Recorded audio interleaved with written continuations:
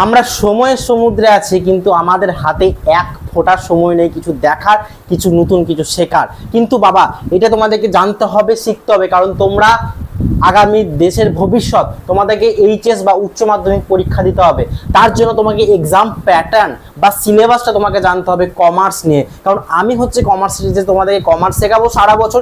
যদি তোমরা আমার সঙ্গ দাও, তোমরা আমাকে সাপোর্ট করো, তাহলেই পারবো। তার আগে বলে দিই তোমাদেরকে এক্সাম প্যাটার্নটা কিভাবে হবে। দেখো, যে এক্সাম প্যাটার্ন বা সিলেবাসটা হয়েছে, এটা কিন্তু কোনো হাতি ঘোড়া বা কোনো রকেট সায়েন্স নয়। জাস্ট 80 নম্বর আগে যেরকম পরীক্ষাটা হতো, সেই 80 নম্বরের পরীক্ষাটা দু ভাগে হয়ে গেছে, সেটা 40-40 করে ভাগ হয়ে গেছে। আর আগে কম এমসিকিউ আসতো, এখন এমসিকিউটা কিন্তু খুব আসবে। সেমিস্টার 1-এর বলেছে এমসিকিউ দেবো, আরে বাস মাখন ভাবে এমসিকিউ আসবে। আর কি আসবে? প্রজেক্ট। আগে কি হতো?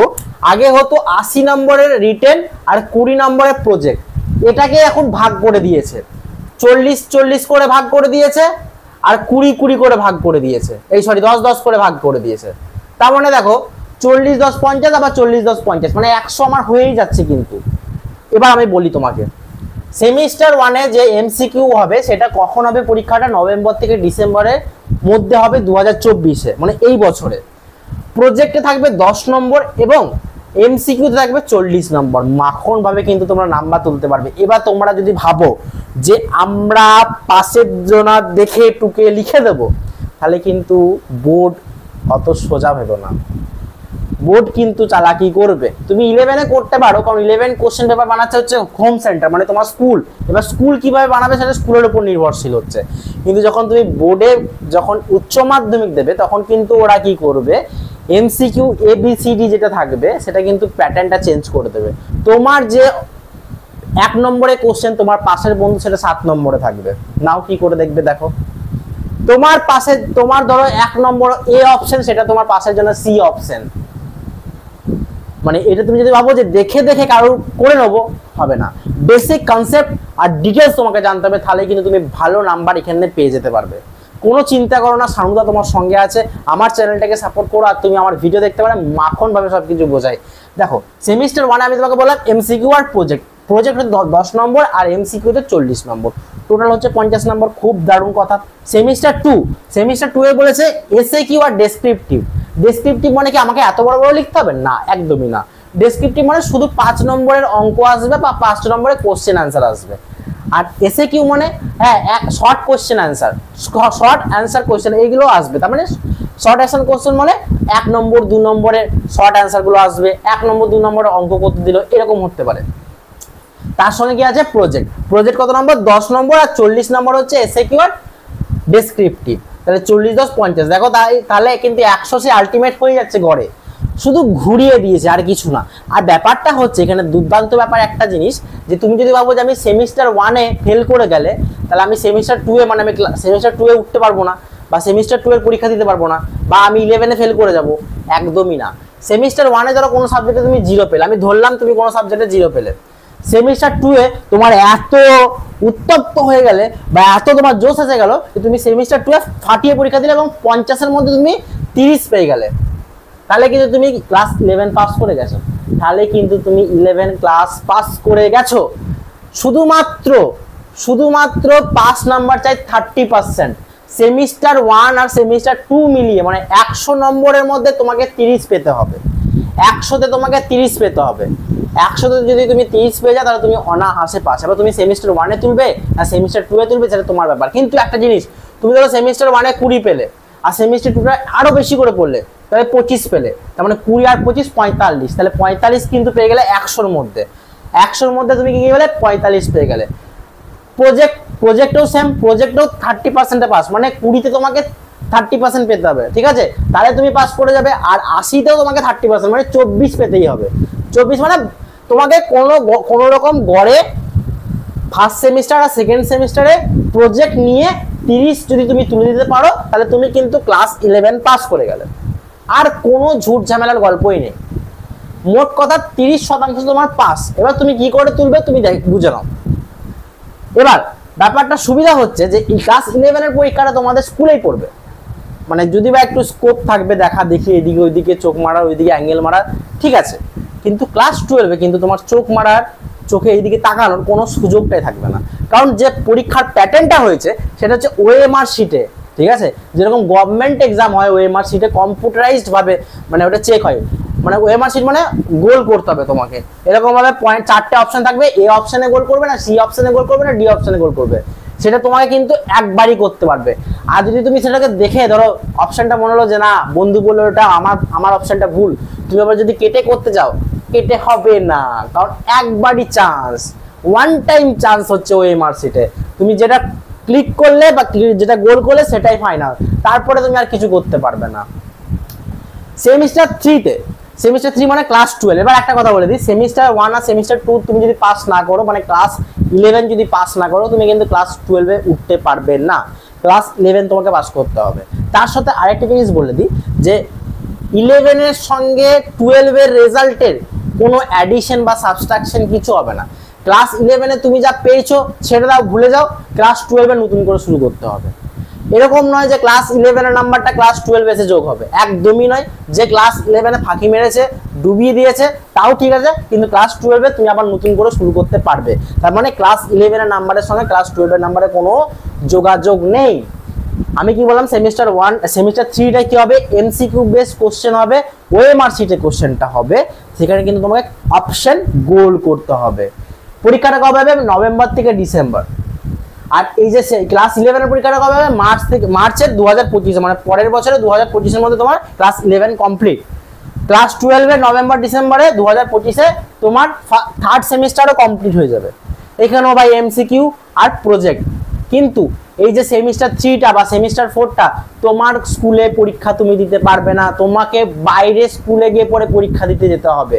যেরকম মাধ্যমিক পরীক্ষা দিয়েছো সেরকম ভাবেই তোমাকে বাইরে স্কুলে গিয়ে পরে দুবার পরীক্ষা দিতে যেতে হবে, সেমিস্টার 3 সেমিস্টার 4, বুঝতে পেরেছো? তাহলে এই পরীক্ষাটাও কিন্তু হবে নভেম্বর থেকে ডিসেম্বরের মধ্যে 2025 সালে। এবার আসি সেমিস্টার 4-এ, এসে কিউ আর ডেসক্রিপটিভ, তোমরা জানো কোশ্চেন প্যাটার্ন কিরকম, আমি বললাম এখনই, এসে কিউ 2-3 নম্বরে আসতে পারে, 1 নম্বরে আসতে পারে, ডেসক্রিপটিভ হার্ডলি খুব জোর বড় হলে 5 নম্বরের আসবে। ডেসক্রিপটিভ কবে দেবে পরীক্ষাটা, 2026-এর মার্চে তুমি পরীক্ষাটা দেবে, ঠিক আছে? তাহলে দেখো সেম কোশ্চেন পেপার প্যাটার্নটা। একটা জিনিস মনে রাখবে যে তোমার পাস মার্কস হতে কিন্তু 30%, এবার তুমি যে যতটা মার্কস তুলতে পারো, এটা নয় যে আমি সারা বছর ফাঁকি মেরে গেলাম, লাস্টে 3 মাস পড়লাম, আমি ফুটিয়ে রেজাল্ট করে নিলাম, কারণ অপশনটা কিন্তু তোমাকে দুবার দিচ্ছে, তোমাকে দুবারই কাজে লাগাতে হবে। তাছাড়া কোনো অপশন নেই যে আমি টেস্টে ফেল করে গেছি মানে আমি নিজেকে মোটিভেট করে আরও ভালো করে পড়বো, অপশন নেই। ভালো রেজাল্ট করতে গেলে কিন্তু এই দুটো সেমিস্টার কিন্তু খুব ভালো করে করতে হবে। ক্লাস 12-এর সেমিস্টার 3rd আর সেমিস্টার 4th, আমি আবার বলছি ক্লাস 11 কিন্তু আলাদা জিনিস, ক্লাস 12 কিন্তু আলাদা জিনিস। ক্লাস 11-এর সঙ্গে 12-এর কোনো সম্পর্ক নেই, তাদের মধ্যে ব্রেকআপ, বুঝতে পারলাম? আর একটা জিনিস সবসময় মাথায় রাখবে যে ভালো শিক্ষা যাতে তুমি গ্রহণ করতে পারো, কারণ শিক্ষা তোমার চরিত্র গঠন করবে, শিক্ষা তোমার নৈতিক বিকাশ গঠন করবে। আর আমি জানি তোমরা প্রপার শিক্ষিত হবে, তোমরা নৈতিক বিচার নিয়ে শিক্ষিত হবে। আর দেখে নাও তোমাদের অ্যাকাউন্টেন্সি সিলেবাসটা কি, অ্যাকাউন্টেন্সিতে প্রথম চ্যাপ্টার মানে ক্লাস 11-এর প্রথম যে চ্যাপ্টারটা আছে, মানে প্রথম যে সেমিস্টার 1 আছে, সেমিস্টার 1-এর মধ্যে কি কি সিলেবাস আছে সেইগুলো তোমরা একবার দেখে নাও, তোমরা জেনে নাও। আর যেই টপিকটা তোমরা জানতে চাও আমার কাছে, আমি অবশ্যই পড়াবো। দেখো অ্যাকাউন্টেন্সি যে সেমিস্টার 1 যে এমসিকিউ বেস কোশ্চেনগুলো আসবে, সেগুলো কোন চ্যাপ্টার থেকে আসবে সেটা খুব গুরুত্বপূর্ণ জানার বিষয়। এটা যদি না জানো যে কোথা থেকে কোশ্চেনগুলো আসবে, তুমি কি আন্দাজে ঢিল মারতে পারবে? হ্যাঁ, আন্দাজে তুমি বলতে পারবে 1 2 3 4 এরকম করবে, গেম খেলবে ওখানে, চোর পুলিশ গেম খেলবে না তো। তার জন্য প্রপার আইডিয়া বা প্রপার সিলেবাসটা তোমাকে জানতে হবে। সেমিস্টার 1-এর সিলেবাস দেখো, introduction and theory base of accounting. এখানে অ্যাকাউন্টিং বলতে অ্যাকাউন্টেন্সি ডেফিনেশন, ম্যানেজমেন্ট অ্যাকাউন্টিং কি, কস্ট অ্যাকাউন্টিং কি, ওই জিনিসগুলো লাগবে। তারপরে অবজেক্টিভ অফ অ্যাকাউন্টিং, হ্যাঁ, এই যে অ্যাকাউন্টিং কি, অ্যাকাউন্টেন্সি সাবজেক্ট কি, ডিফারেন্স বিটুইন অ্যাকাউন্টেন্সি বা অ্যাকাউন্টিং, এই জিনিসটা। বেসিক অ্যাকাউন্টিং টার্ম, যেরকম তোমার অ্যাকাউন্টিং টার্ম বলতে কিরকম বলবো, অ্যাসেটস কাদেরকে বলা হয়, লাইবিলিটিস কাদেরকে বলা হয়, তোমরা যদি জানতে চাও ভিডিও করে উত্তর যদি জানতে চাও বা তোমরা যদি এরকম ভিডিও চাও যে কাকে বলে বেসিক অ্যাকাউন্টিং টার্মস, আমাদেরকে চ্যাপ্টারটাই করিয়ে দেন, তাহলে আমি চ্যাপ্টারটাও করিয়ে দেবো। তাহলে কি কি বেসিক অ্যাকাউন্টিং টার্মস, যেরকম তোমার ক্যাপিটাল, তারপর ড্রয়িংস, অ্যাসেটস, লাইবিলিটিস, এগুলো কি হয় সেইগুলো basic accounting terms. Gap, general accepted accounting principal, এই প্রিন্সিপাল আমরা তো কোনো নীতি নিয়ে চলি, আমাদের যেরকম ভারতবর্ষে কনস্টিটিউশন আছে সেরকম অ্যাকাউন্টেন্সিরও কিছু প্রিন্সিপাল আছে, সেই প্রিন্সিপাল নিয়ে আমরা চলি, সেই প্রিন্সিপালগুলো আমাদেরকে জানতে হবে। বেসিক অ্যাকাউন্টিং কনসেপ্টগুলো জানতে হবে, কিছু কিছু অ্যাকাউন্টিং কনসেপ্ট আছে যেরকম তোমার ডেবিট ক্রেডিট কনসেপ্ট আছে, এইসব কনসেপ্টগুলো তোমাকে জানতে হবে।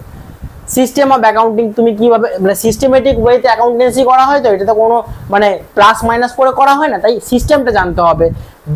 বেসিস অফ অ্যাকাউন্টিং জানতে হবে। অ্যাকাউন্টিং স্ট্যান্ডার্ড, কোন স্ট্যান্ডার্ড অনুযায়ী আমরা অঙ্ক করছি সেইগুলোকে জানতে হবে। তার মানে এগুলো পুরোটাই কিন্তু থিওরি বেস। জিএসটি, যেটা কিন্তু এখন নতুন অ্যাড হয়েছে, GST goods and service tax, যেটা কিন্তু তোমাদের সব কিছুতেই আছে, সব কিছুতে কাজে লাগবে।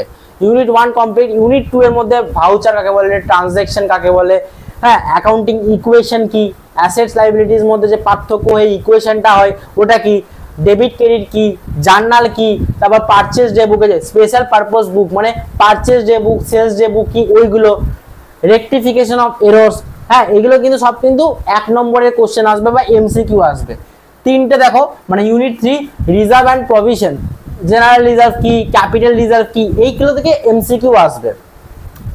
4 নম্বর হচ্ছে bills of exchange. Bills of exchange মানে হচ্ছে আমি ধরো কাউকে পেমেন্ট করবো না, পেমেন্ট না করে আমি তাকে বলেছি তোকে আমি 3 মাস পরে বিল পেমেন্ট করবো ব্যাংকের থ্রুতে, সেই বিলের জন্য কাকে পেয়ার বলা হয়, কাকে পেই বলা হয়, কাকে ড্রয়ার বলা হয়, ড্রয়ি বলা হয়, এইসব জিনিসগুলো কিন্তু বিলস অফ এক্সচেঞ্জ আছে। যেমন বিলস অফ এক্সচেঞ্জ, প্রমিসারি নোটস, টার্মসগুলো যে পেই, পেয়ার, ড্রয়ার, ড্রয়ি, এই যে এই জিনিসগুলো। অ্যাকাউন্টিং ট্রিটমেন্ট, কোনটা হলে কোনটা আমি করব, এই জিনিসটা হলে কি করব, ডিসঅনার মানে হচ্ছে আমাকে যদি ঠকায় তাহলে কি করব, এই সব জিনিসপত্রগুলো কিন্তু তোমরা নোটস করে নাও। তোমরা যদি পিডিএফ চাও আমি ডেসক্রিপশনে পিডিএফ দিয়ে দিচ্ছি অ্যাকাউন্টেন্সি, তোমরা সিলেবাসটা ডাউনলোড করে নাও।